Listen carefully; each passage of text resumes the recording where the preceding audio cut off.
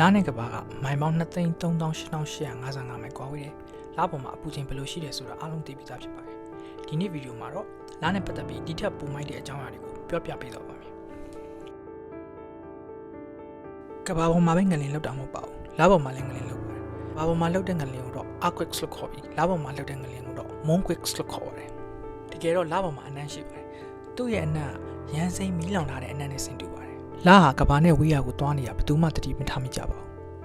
။တစ်နှစ်ကို 3.8 စင်တီမီတာလောက်ကဘာနဲ့ဝေးရာကိုသွားနေတာပါ။နောက်နှစ်ပေါင်းဘီလီယံကြာရင်တော့ကဘာပေါ်မှာနေချက်ချင်းဆိုတာလုံးဝပျောက်ကွယ်သွားမှာဖြစ်ပါတယ်။လပေါ်ကအချိန်ရဲ့အလွတ်လွတ်ပုံကကဘာပေါ်ကအချိန်နဲ့အလွတ်လွတ်ပုံနဲ့မတူပါဘူး။ကဘာပေါ်မှာ29ရက်ခွဲကလပေါ်မှာ1ရက်ဖြစ်ပါတယ်။ကဘာပေါ်မှာလိုပဲလပေါ်မှာလည်းရေရှိပါတယ်။လရဲ့အရန်အေးတဲ့ဘက်ခြမ်းမှာရေတွေခဲပြီးရှိနေတာဖြစ်ပါတယ်။လရဲ့ပုံသဏ္ဍာန်ဟာတကယ်တော့စလုံးပုံဝိုင်းမဟုတ်ပါဘူး။ဘဲဥပုံဖြစ်နေတာပါ။လရဲ့တရှိမှုကြောင့်ကဘာပေါ်မှာရှိတဲ့ဂျာတိဥတုတွေကပုံမှန်လည်ပတ်နေနိုင်တာပါ။လပေါ်မှာလူသားတွေကြံခဲ့တဲ့ပစ္စည်းတွေ